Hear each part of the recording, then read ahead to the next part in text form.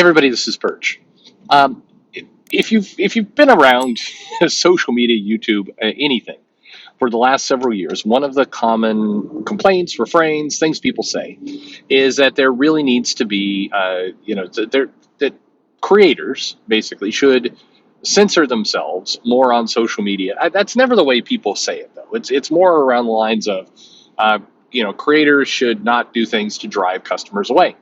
Unfortunately, that statement is a little too broad. It's general. It's hard to really put specifics around it. You may think, oh, I know exactly what that means, but it's not that simple. We live in a world where almost anything can be taken as super critical, super positive. We're in such of a polarized area. Well, for example, I did a video. I don't. Whenever this airs, I'm not sure, but it was a few days ago around Luke Cage and the fact that for Marvel's 50th anniversary, it's the 50th anniversary of Luke Cage in 2022.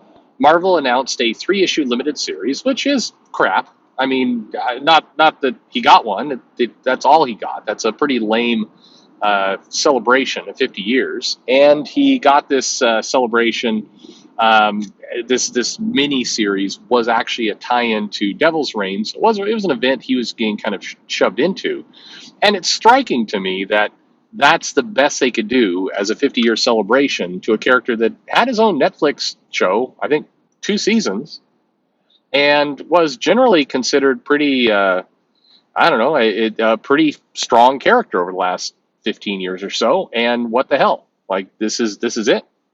And so I did a video, again, not, yeah, there was some commentary in it, but it was generally just the news that Marvel canceled canceled the 3-issue series, and they're not going to do it after all. And so he's got nothing. And maybe in the future we'll get something, but that's what it did. And I gave a little commentary about it, although not much. And if there's one thing that this channel does get criticized for, and I get criticized for in this milk toast. By the way, there's one person who will use that as a descriptor for me, but misspells it every time. And they use different screen names, but it's clearly the same person because it's the same misspellings for that word in other words. It's just kind of funny. Anyway, but, that's my general criticism, is that I don't put enough of my own personal spin on things. I'm just kind of reading it to you. The news, the Bob Saget, everybody's got the Sean Hannity. Anyway, the various personas people like to put on. Or so the Germans would have you believe. And anyway, that doesn't actually fit. But even that comment, that video of Marvel celebrates the 50th anniversary of Luke Cage by canceling the limited series that they had.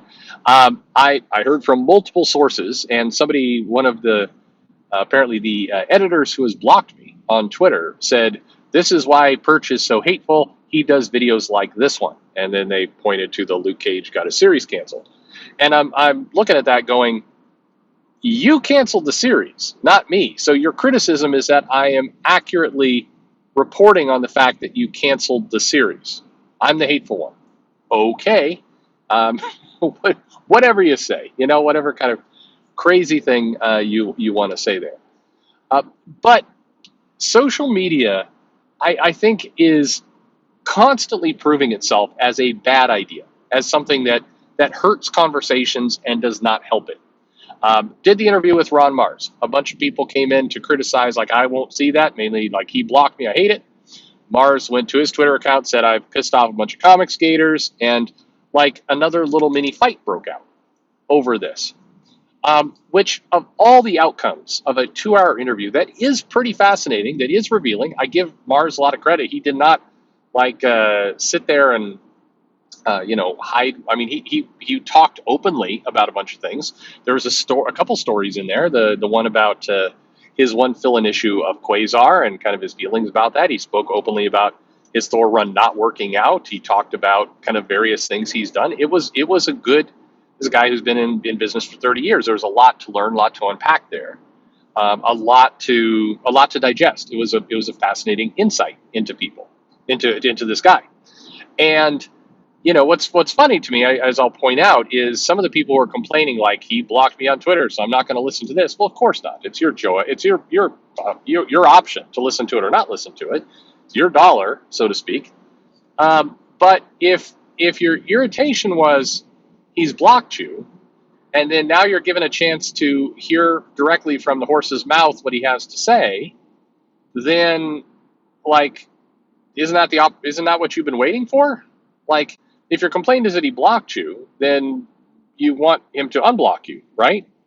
Well, this not being Twitter, you've got his interview there. You can hear it. You're not blocked from hearing it, so you're getting what you want, right? I don't quite get that, but blocking is personal and all the rest.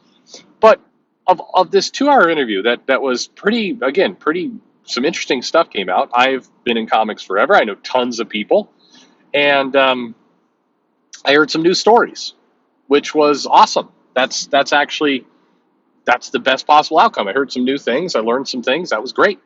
I don't agree with everything he has to say. I don't agree with that anybody has to say 100%. It was it was a fine interview, and it reinforced the point that if you get people off of Twitter, then they can have respectful conversations, and it was pretty reasonable. He definitely has this point of view. Nothing, it was good to hear it. So I was disappointed. The outcome of this is yet another fight about Twitter. I mean, ultimately, that's what it comes down to. And like I triggered the CG people, saying you're a left leaning whatever. Their complaints, like, what a shame of all the content that could have come out, because there were some very interesting pieces. I did other videos talking about some of those elements. The one about kind of the demographics, some of their buyers, like where there's some interesting kind of meaty things that come out of that interview to really talk about. And we're going to, the outcome is to talk about triggering CG, like why you do that, like on all fronts, why you do that. If I was Ron, and I'm not, obviously he's his own guy, I wouldn't have posted that either. Like why, like if you believe there's a bull out there and you believe that bull is, charging after you and you don't like that bull, why go out and like wave a red flag around? That seems that to me makes as little sense as the people who are complaining about the fact that he blocked them, and so they're not going to. Yeah, I mean, this is your anyway. It's all fine. Again, you're all your own people, and I respect that, and I want you to be your do whatever you want. Some of these behaviors don't make a lot of sense to me. That's all I'm saying. Like why steer into trouble? But one of the things that social media, I think we do have to have a reckoning around it. Yes, a lot of people are talking about the creators getting having to not say certain things and everything else. Like I've said in the past, freelancers, people who are not a full-time employee, it's going to be very hard. Just legally, everything else, it's going to be very hard to get in there and try and manage what they say on social media. And very hard to maybe impossible. I mean, it's going to be very difficult. Now, I think that people should take it upon themselves to put the best foot forward. And I think Twitter and Facebook and these products, particularly Twitter, though, it's built to help you make bad decisions, if that makes any sense. Its entire design makes you a worse person when you engage with it. It's the algorithms, the way it presents its information. It's hoping, and it works its ass off to make you angry. That's what it does. That's almost its entire purpose. And so, like like you've heard Sean Murphy say in the past and others, like, get away from it if you can. If you can't, it's going to be, realize that you're like swimming upstream. Whether you're a creator, whether you're a customer, fan, retailer, whoever you happen to be, it is designed to screw you. So knowing that, you can still engage with it. Just be aware that it is going to try and trip you up every chance it gets. That's what it does. It brings out the worst in people. I think this, the fallout of this one situation alone shows that. But one aspect I don't see a lot of people talk about very much, I do see it from time to time, but not often, is this idea of, all right, well, if the creators, if it's difficult to enforce social media rules on creators, again, they're freelancers, and some of you might be going, well, that shouldn't matter. Yeah, but it does. It's just legally, if somebody really wants to press it. Now, would anyone actually legally press it? Because there's not a lot of money. Like, it gets into a lot of silliness there. But one more cut and dry area that I think would actually go a long way to help everything is if the full-time employees, the employees, in this case meaning the editors, the assistant editors, the marketing, the people who are actually employees of the company, if they had to abide by social media rules that, by the way, are already established. And as I've said in previous videos, I know that there's been not a crackdown per se, but definitely a lot more pointed information. It's why you're not seeing as much crazy stuff come out over the full-time employees. But when you've got a like head editors saying things like, "I got so high that I went over to somebody else's house and vomited on their floor and passed out, and now I don't want to open up my email today. I'm not going to work today. Screw it." When they tweet stuff like that, it's like, okay, we can all, you can debate. And again, my personal opinion is if you're in this business, you're representing a company, and you're saying, "I hate Joe Biden" or "I hate Trump," I think you're doing the wrong thing. I think that looks badly for you to wade into all that on a company account. That's my personal opinion. But I think that, politics aside, if you're tweeting about getting inebriated beyond repair and voiding yourself on somebody's floor and then not being able to do work, and you're tweeting it from your work account, or your account that's you, but it's clearly tied to work. This is where the full-time employee thing, I think, does get to be a little bit more where you could do something about it, because a lot of people who are full-time employees have Twitter accounts. They brand their Twitter account with their work, meaning they announce their title and other things in their profile. And then they talk about doing things that are, again, not opinion based, not like my politics or my religion. They do things that are like, I'm not capable of doing my job. I'm not fulfilling the basic duties of what I'm employed to do. I hate email. I won't answer it. These are things I've seen people tweet in the last month who are full-time employees. To me, I think it's, again, I wouldn't, as a representative of this company, post my political or religious thoughts. I think it's a bad idea. However, I think that much worse is posting stuff where you're directly talking about the shitty job you're doing. I think that's much worse.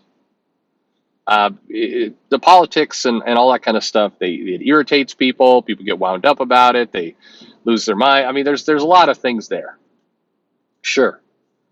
But when you start posting stuff like, "I'm not doing any work today, screw it, I've got 50 emails in my inbox, I just hit delete all, and if they really want me, then they'll email me again."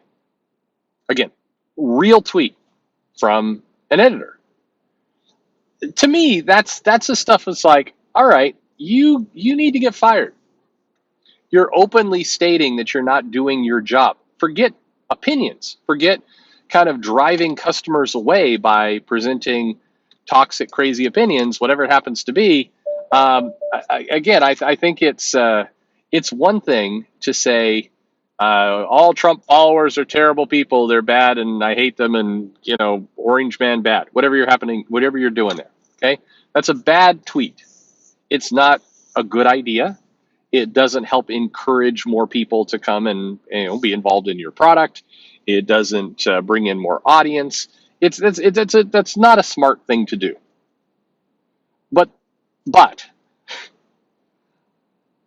talking about deliberately effing up your job is worse. It's like the person who, say, works for the bank, works for Wells Fargo, and they tweet something like, "Hey, I hate customers. They come in and they've got annoying questions, and I hate them. They are so annoying. I wish there were no customers." Okay, that's a pretty dumb thing to say. I think in many companies that would, a manager appropriately should kind of wander into the picture and go, "Hey, you're representing our company. This makes our company look stupid." Okay, not good. But if that same person was tweeting, "Some people came in and made deposits today, and I didn't want to deal with it, so I just pocketed their money and walked out with it. And screw them, dumb people. Like, or uh, I'm supposed to put, I was supposed to transfer the money, but I put in the account numbers wrong. And you know what? YOLO, they'll learn. Like, there's an extra step there. There's a step of like insulting your customers, saying an opinion that is wrong, stupid. Again, you should never say it. Your manager should come in and talk to you. And then there's things that where you're directly talking about being incompetent and terrible at your job, and or maybe even committing a crime. It's funny. Some of the editors for comics, they talk about it's like, found myself a bag of coke today. That stuff is wild. It's like, hey, the state you're tweeting in, that is not legal. What you're doing there, like, and you're tweeting from the company account. Like, that's the kind of stuff where I think if the companies start to crack down on that, and I think they have every legal ground to do so, if they start cracking down on that, I suspect you would see an interesting ripple effect where more people would get their shit together. But the fact that that is allowed to just go unchecked, I think it opens up the door for a lot of other silliness, including from freelancers. I have to believe that if you're a freelancer working on a book and you log into Twitter and you see your editor talking about, sobbing uncontrollably for no reason and then eating an excessive amount of shrooms and now they don't know where they are. Like, if you're a freelancer, an independent contractor, writer, an artist, whatever, and you log in and you see that your editor is stating that, how professional are you going to be? Like, at some point, don't you go, screw it. Again, you shouldn't. You should still try and do the best job you can. That's just smart for you. But that kind of stuff tends to have a toxic ripple effect. And if you're a company, I think that's where you start to crack down. You crack down right there because it's easy. Because you are not going to have to wade into a bunch of, is it right or wrong to let them talk about whether they like or dislike Trump. It's like you get to avoid all of that because nobody can make a sane argument for saying, hey, why did the person who talked about, ripping off the employees that the other, the freelancers, what about this person who tweeted about not getting back to, the various, people who are expecting notes on their work, and talking instead about, shooting up and passing out in an alley. Like, why are you going after that guy? No, you don't even have to answer that question. You can just look and go, come on, right? I think that they should start there. So that would be a good place, and just limit some of the unforced error, stupid nonsense that seems to go on. I don't know. It's tiring. I hate watching people just shoot themselves in the foot just day after day. It's tough to do. Anyway, thanks for listening.